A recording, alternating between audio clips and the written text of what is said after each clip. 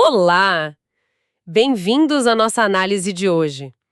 Recebemos um material bem interessante sobre imunologia, focado na organização do nosso sistema de defesa. A ideia é entender como esse exército interno se organiza, sabe? Não são só células soltas, né? Existe uma estrutura, uma logística toda por trás, que permite ao corpo reagir a ameaças em qualquer lugar. Vamos pensar nisso como, sei lá, conhecer a planta e os operários de uma fortaleza biológica super avançada. Exato. E o ponto central aqui é que essa organização e a capacidade de movimento das células são cruciais mesmo. O sistema precisa ser rápido, certeiro, mesmo começando com poucos invasores, e conseguir agir longe de onde o problema começou. E é a estrutura física e a comunicação entre as células que tornam isso possível, né? Certo, então vamos começar pelos soldados e operários desse sistema. O material descreve vários tipos: fagócitos, mastócitos, basófilos, eosinófilos. As células que apresentam o inimigo, as APCs, e, claro, os linfócitos. Ah, e tem também as células linfóides inatas, cada um na sua função. Que tal começar pela linha de frente, aqueles que chegam primeiro na confusão? Seriam os fagócitos, né? A equipe de limpeza e primeira resposta. Temos os neutrófilos, que são os mais numerosos no sangue, certo? São tipo os batedores, os primeiros a chegar correndo quando há uma inflamação. Eles têm um núcleo todo segmentado, bem característico, né? E são cheios de armas químicas em grânulos para atacar micróbios. A produção é, nossa, massiva. Mais de 100 bilhões por dia na medula óssea. Mas a vida deles é curta, né? Duram só 1 ou 2 dias no tecido depois que são chamados para lá. É isso mesmo. E aí temos os macrófagos, que são os faxineiros mais versáteis e duradouros. Eles vêm de células chamadas monócitos, que ficam circulando no sangue. Alguns macrófagos já moram permanentemente em certos tecidos desde que a gente nasce, sabe? São como guardiões locais, as células de Kupfer no fígado, a microglia no cérebro são exemplos conhecidos. Outros são recrutados do sangue quando tem alguma inflamação. Os monócitos chegam lá, amadurecem e se transformam nesses macrófagos maiores, já nos tecidos. E as funções deles são, nossa, impressionantes. Não só comem micróbios, como você falou, mas também limpam a sujeira, restos de células mortas do próprio corpo. Isso deve ser vital depois de uma infecção ou lesão, né? E até na manutenção normal dos tecidos. E não para por aí, né? O texto diz que eles liberam sinais químicos, as citocinas, para chamar mais ajuda e, muito importante, mostram pedaços do inimigo para os linfócitos T, ativando a próxima fase da defesa. E ainda ajudam no reparo do tecido depois. É muita coisa para uma célula só. Com certeza. E é fascinante como eles sabem o que fazer. Eles têm sensores na superfície, tipo receptores Toll-like, por exemplo, que reconhecem padrões moleculares comuns em micróbios. Ou então eles reconhecem micróbios que foram etiquetados por anticorpos ou outras proteínas do sistema imune. É um processo que a gente chama de opsonização. É como marcar o alvo para facilitar a captura, sabe? E dependendo dos sinais que recebem, como as citocinas liberadas por outras células, eles podem se ativar de formas diferentes. Tem um modo mais agressivo, digamos, para matar micróbios, e um modo mais construtor, para ajudar no reparo tecidual. Eles são bem mais persistentes no local da inflamação do que os neutrófilos. Ficam mais tempo na batalha. Entendi. Então, além desses comedores de células, a gente tem um trio famoso pelos grânulos: mastócitos, basófilos e eosinófilos. Muitas vezes a gente ouve falar deles em alergias, mas o material diz que também são importantes contra parasitas, certo? Isso mesmo, especialmente contra vermes maiores, os eumintos. Os mastócitos ficam de guarda nos tecidos, principalmente perto dos vasos sanguíneos. Eles têm esses grânulos cheios de substâncias como a histamina. E um ponto-chave é que eles têm receptores para um tipo específico de anticorpo, o IgE. Quando esses IgEs, que já estão presos no mastócito, encontram seu alvo, tipo um alérgeno, o mastócito libera o conteúdo dos grânulos. Isso causa inflamação local, como vasodilatação, coceira. São verdadeiras sentinelas, bem reativas. E os basófilos? Parecem primos dos mastócitos, né? mas ficam no sangue e são bem raros, menos de 1%. Também tem grânulos e receptores para IgE, mas a função exata deles ainda é meio misteriosa. Sim, exatamente. Por serem tão poucos nos tecidos durante as reações, o papel exato ainda está sendo bem investigado. Provavelmente contribuem para respostas alérgicas e contra parasitas, de alguma forma. Mas é menos claro que o dos mastócitos. E temos os eosinófilos, que também circulam no sangue. Os grânulos deles contêm enzimas bem potentes, sabe? Ótimas contra parasitas. Mas, por outro lado, essas mesmas enzimas podem acabar machucando os tecidos do próprio corpo se a resposta for muito intensa ou desregulada. Normalmente, eles ficam em pequeno número nas barreiras mucosas, como no sistema respiratório e digestivo, prontos para agir se necessário. Ok, então temos a resposta rápida, os faxineiros, os especialistas em parasitas. Mas como o sistema aprende a reconhecer e a montar uma resposta super específica contra um invasor particular? Aí entram as tais células apresentadoras de antígenos, as APCs, né? Exatamente.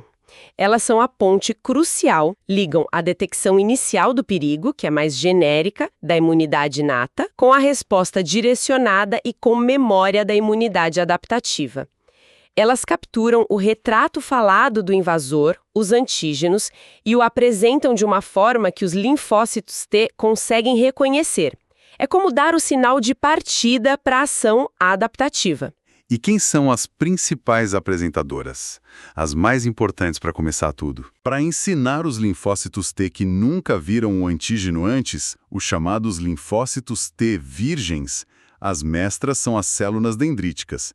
Elas têm esses prolongamentos compridos que parecem galhos de árvore, sabe? Por isso o nome. Elas ficam em locais estratégicos, como pele, mucosas e também nos órgãos linfóides. Quando capturam o micróbio, elas viajam até os linfonodos, que são como centros de treinamento do sistema imune, para apresentar os antígenos aos T. Existem subtipos, né?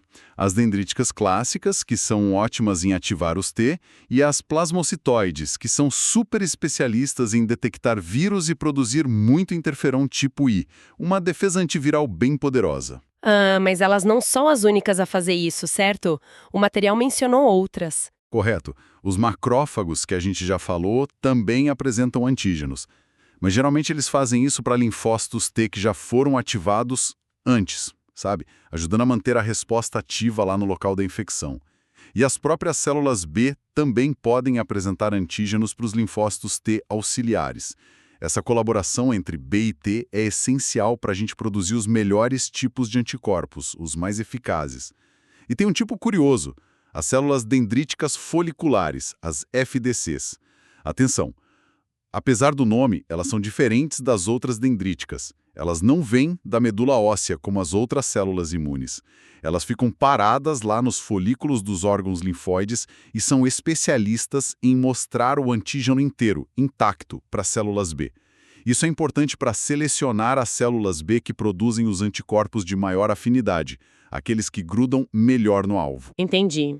É como se as dendríticas normais mostrassem um pedaço do retrato falado para os T e as foliculares mostrassem o retrato inteiro para os B. Faz sentido. É uma boa analogia, é basicamente isso. As dendríticas processam o antígeno e mostram pedacinhos, os peptídeos, para os T. As FDCs seguram o antígeno intacto na superfície para os receptores das células B reconhecerem. Legal. E aí chegamos nos linfócitos. O texto diz que eles são as estrelas da imunidade adaptativa. Por quê? O que eles têm de tão especial? Porque são as únicas células com receptores de antígenos que são distribuídos clonalmente. O que isso significa? Quer dizer que cada linfócito e todos os seus descendentes, o que a gente chama de clone, são programados para reconhecer um único alvo molecular específico. É como ter milhões de fechaduras diferentes no corpo, cada uma esperando a sua chave única, o seu antígeno específico. Essa diversidade imensa de receptores é o que permite ao sistema reconhecer praticamente qualquer invasor que apareça. E a gente tem tipos diferentes de linfócitos, né? Exato. Os B e os T. Exato. Linfócitos B, que amadurecem na medula óssea, por isso o B de bone marrow em inglês, são os que, quando ativados, se transformam em fábricas de anticorpos, os plasmócitos. E os linfócitos T, que amadurecem no timo, por isso T cuidam da imunidade celular. Dentro dos T, a gente tem os T auxiliares, geralmente com a molécula CD4 na superfície. Ah, os famosos CD4. Isso, eles são como os maestros da resposta imune, ajudando outras células, orquestrando tudo. E tem os T citotóxicos, geralmente CD8+, que são os matadores diretos de células infectadas ou tumorais. E ainda tem os T regulatórios, que são super importantes para frear a resposta imune, sabe? Para evitar que ela saia do controle e ataque o próprio corpo. Essas siglas, CD4, CD8, são marcadores na superfície celular que ajudam a gente a identificar essas populações. E como é a vida deles? Nascem na medula, amadurecem na medula ou no timo? E aí? O que acontece? Depois de maduros, eles saem de lá como células ainda ingênuas ou virgens, que a gente chama de naive, porque nunca encontraram o alvo específico delas. Aí ficam circulando pelo sangue, pela linfa e pelos órgãos linfóides secundários, linfonodos baço. É uma patrulha constante, sabe? Vigiando. E se nessa patrulha eles encontram o antígeno específico, sendo apresentado por uma APC? Aí a coisa esquenta, exatamente. Ocorre a ativação. Primeiro eles começam a se multiplicar muito rapidamente. Imagina um pequeno grupo de soldados super especializados que de repente recebe ordens para se clonar milhares, milhões de vezes. É a expansão clonal. Isso gera um exército de células específicas para aquele invasor. Depois eles se diferenciam, se especializam ainda mais. E viram o quê? Alguns viram células efetoras. São as que vão agir imediatamente. Os T auxiliares ativados liberam sinais químicos para ajudar macrófagos e células B. Os T citotóxicos saem para caçar e destruir células infectadas. E as células B ativadas viram plasmócitos, que começam a produzir e secretar enormes quantidades de anticorpos específicos. E a memória? Onde ela entra nisso tudo? Porque a gente ouve tanto falar de memória imunológica. Boa pergunta. Outra parte desses linfócitos ativados se diferencia em células de memória. Essas são especiais. Elas vivem por muito, muito tempo, às vezes anos, décadas, e ficam de prontidão, circulando pelo corpo. Se o mesmo invasor aparecer de novo no futuro, essas células de memória entram em ação muito mais rápido e com muito mais força do que na primeira vez. É por isso que muitas vezes a gente não pega a mesma doença 2 vezes, ou porque as vacinas funcionam tão bem, elas criam essa memória. Faz todo sentido. O texto até menciona como diferenciar essas células. As virgens e de memória são menores, mais quietinhas. As ativadas são maiores, né? Os linfoblastos. E tem aqueles marcadores na superfície, tipo o CD45, que mudam um pouco entre elas.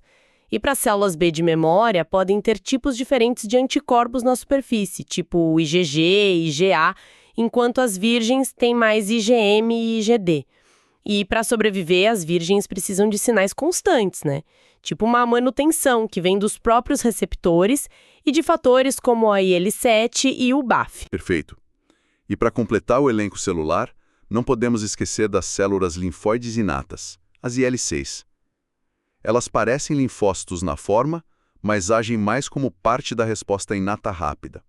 Elas não têm aqueles receptores super específicos e clonais dos B e T. As células NK, as Natural Killer, são as mais famosas desse grupo. Elas patrulham e matam células que parecem estranhas, como infectadas por vírus ou tumorais. E também produzem sinais inflamatórios importantes, como o interferon gama. Outras IL-6 produzem diferentes sinais químicos, as citocinas, que ajudam a orquestrar a defesa inicial nas barreiras do corpo, como pele e mucosas. E tem até um tipo de IL-C que é essencial lá no desenvolvimento fetal, para ajudar a construir os próprios órgãos linfóides. Olha que loucura. Nossa, que complexo. Ok, então a gente conheceu os principais jogadores desse exército. Mas onde eles ficam? Onde treinam? Onde as batalhas acontecem? Eles não ficam só vagando soltos pelo corpo, né? De forma alguma. Eles se organizam em tecidos e órgãos específicos. A gente divide em órgãos geradores, ou primários, onde eles nascem e amadurecem, e os órgãos periféricos ou secundários, que é onde eles encontram os inimigos e montam a resposta de verdade. Certo.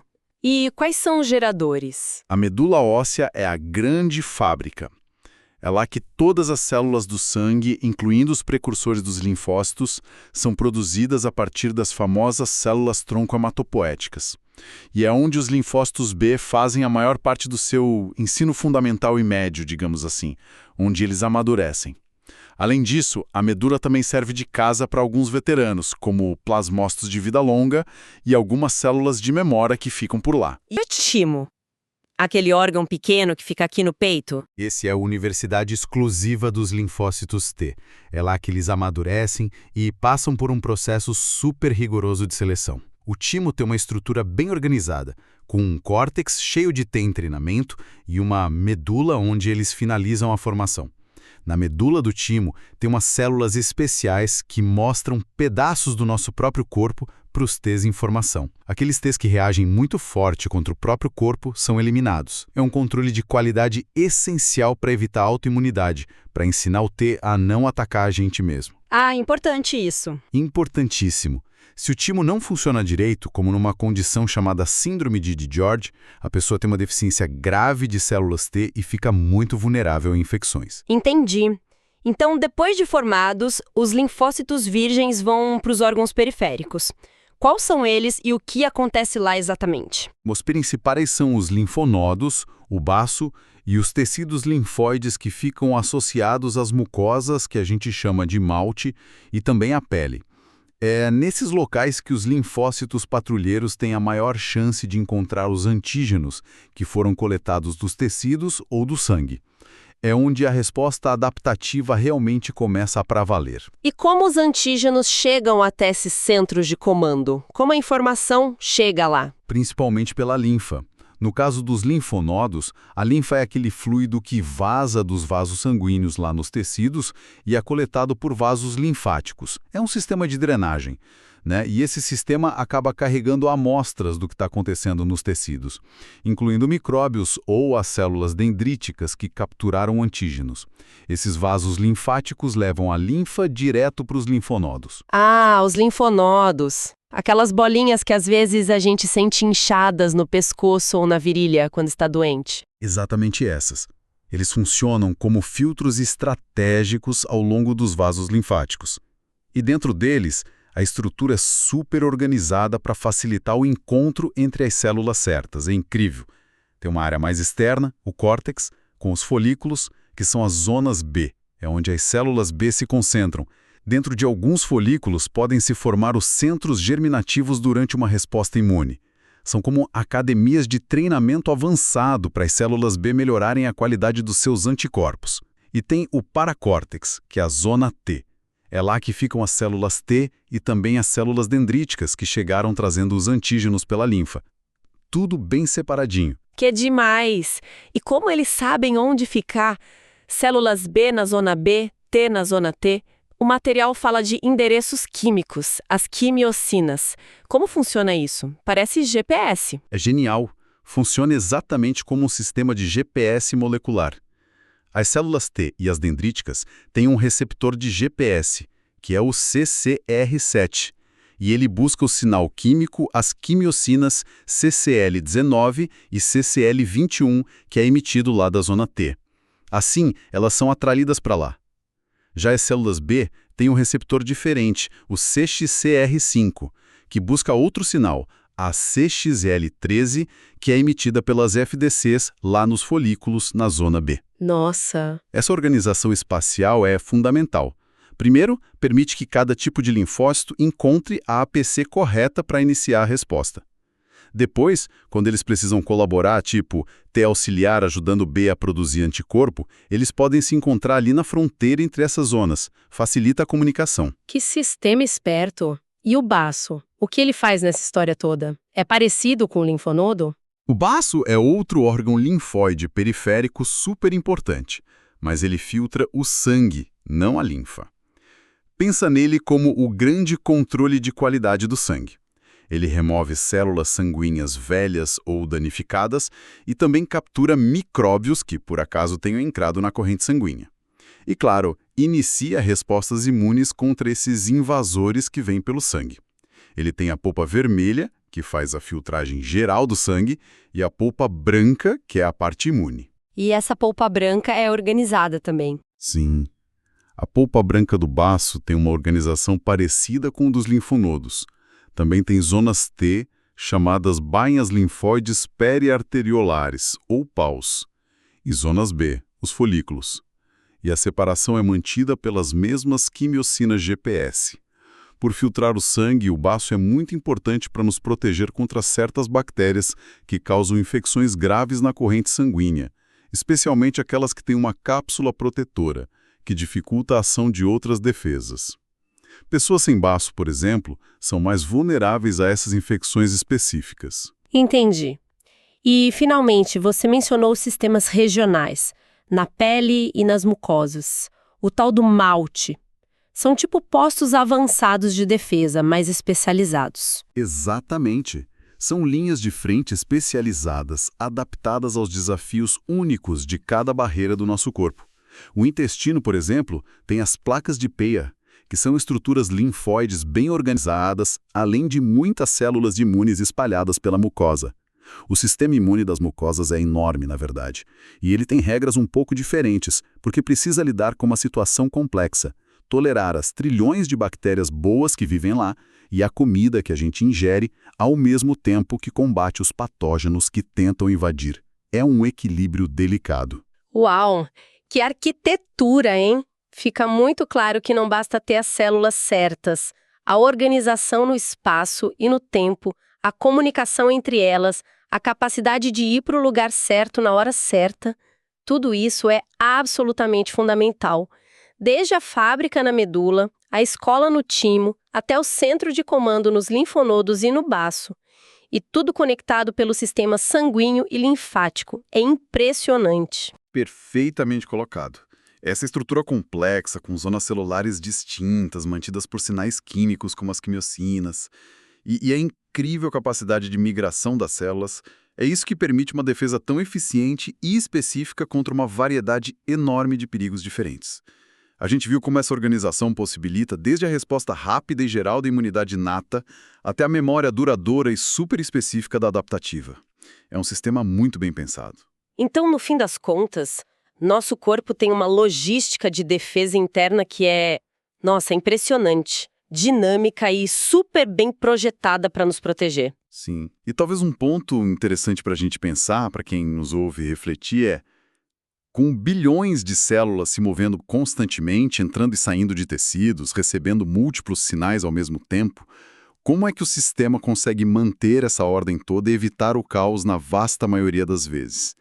Como ele garante que a resposta seja na medida certa, nem fraca demais, nem forte demais a ponto de nos prejudicar, como acontece nas doenças autoimunes ou alergias graves? Os mecanismos que regulam essa coreografia celular toda, essa complexidade, e garantem a justa medida da resposta imune, eles são, por si só, um universo fascinante que a ciência ainda está explorando intensamente.